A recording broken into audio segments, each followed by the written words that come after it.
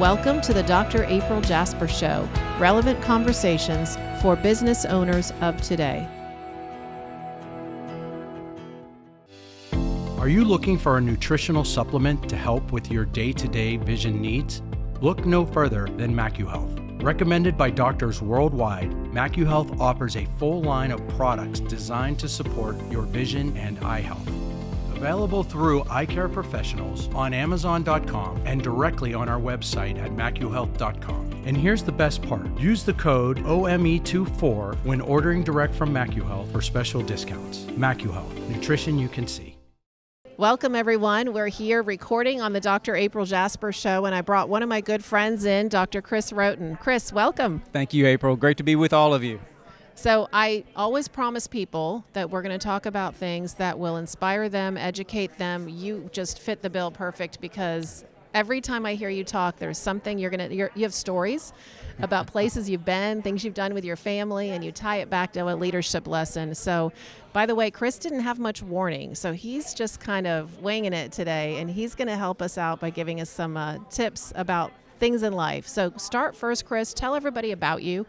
I know you've done a lot with SECO, also with AOA, but tell our audience who you are, where your practice is, and some of the things you love to do in life. Sure. Well, I had a little bit of a non-traditional path to optometry, I guess, as many of you probably did as well. So my bachelor's was in chemical engineering. I actually spent 2 years working as an engineer at Exxon and decided that's not what I wanted to do with the rest of my life. So I did a career change, and so I left Exxon and had to go back and pick up a couple of biological science prerequisites that I did not have to have for my engineering degree. So wow. I resigned from Exxon, took a part-time position as a high school chemistry teacher and as a high school basketball coach for my high school coach who was at a different school at the time. And needless to say, I had nothing to do with the quality of the team, but I stepped into a situation where the team was really good, like ranked 4th in the nation by USA Today. Now, we probably weren't the 4th best team in the country, but we were an elite high school team. And so wow. I got to meet all of the major high school, all the major college coaches at the time, sit on our recruiting visits, and we traveled cool. all over the country. So I lived vicariously through our team for sure. Had a blast doing that, but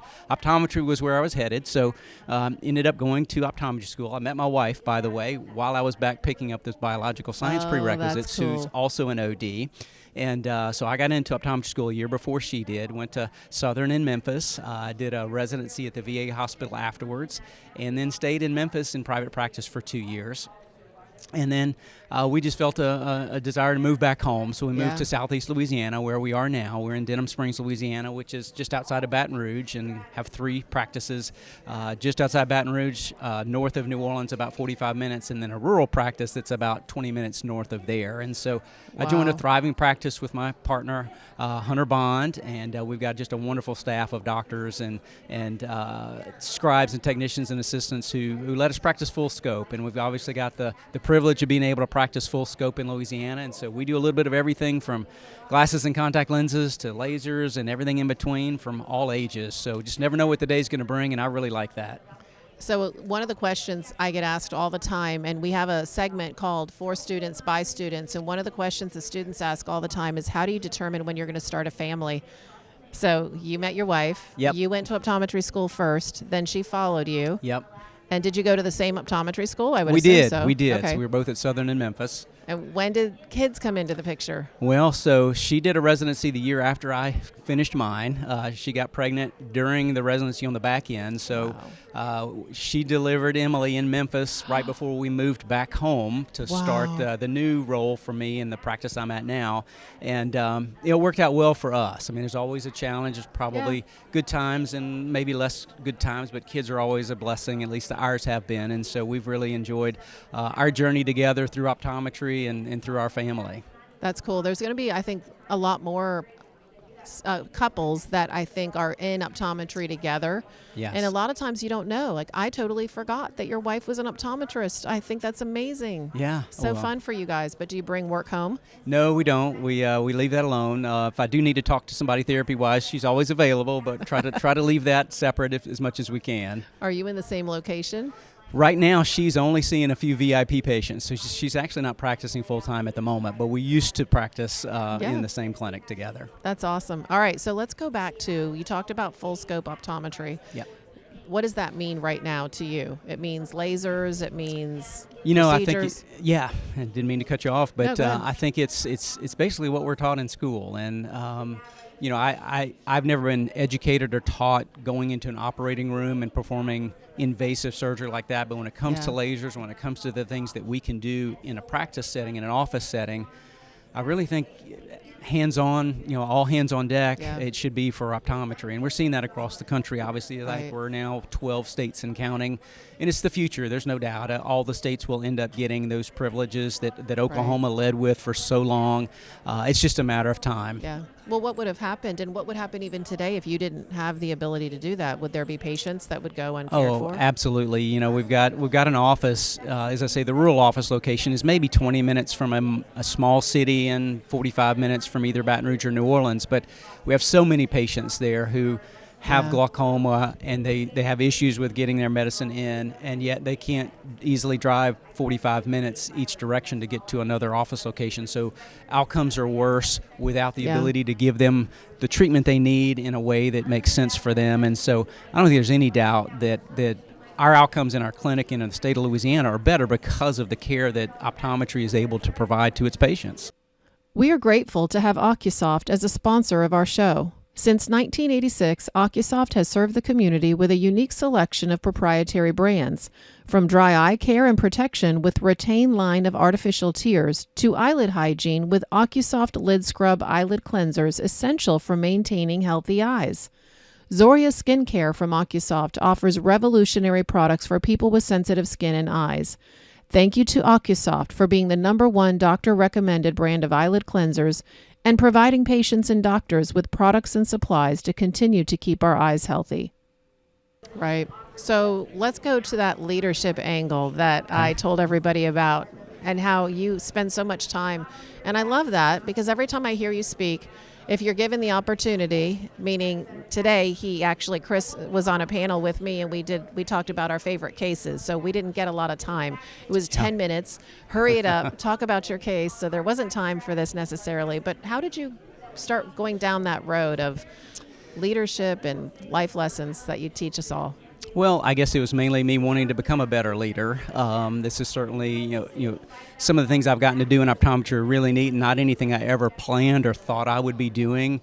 And so some of it was, how can I make myself a better leader? And I've always felt if I can improve myself as a leader, I'll be a better father, I'll be a better husband, I'll be a better doctor of optometry, and it'll just bleed out into everything that I do. And so I've really been inspired. My mom was a history teacher growing up, so she kind of was instilled in me always the old mantra that, those who don't know history are doomed to repeat it, and those who do can repeat the good parts of it too. So I've always been inspired by some of the things that she taught me growing up, and as I'll see inspiring stories, I'll try to grab a little nugget here or there and incorporate it into the way I practice and the way I treat others and the other opportunities I have to serve in the profession. Yeah, that's great. Tell us a little bit about the things you're doing in the profession.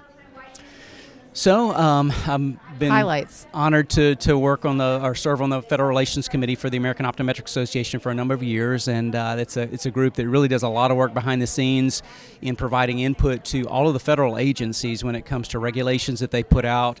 Obviously, it does deal with CMS and trying to help make sure that we're fairly compensated for the services that we provide. Right. And so we've been doing that for a while. I've gotten to serve on SECO's education committee as well with Paula Jamian and helping out there and get an opportunity to speak and lecture a little bit, and still involved in our state association. I really feel the state associations are the lifeblood of the profession. And so I certainly encourage everybody, all of our listeners who are optometrists to stay engaged and stay involved, because that's how we get the scope that we have. It's how we have our protections in place so that we get fairly and appropriately compensated, as we talked about, and that we're not discriminated against with insurance plans. And so it's easy to overlook, but if everybody will just do their little piece, then the profession will be a lot better off. That's right. So highlights in your career. Think of something that you can share with folks that is a moment that stands out to you, something you'll never forget, meant a lot to you.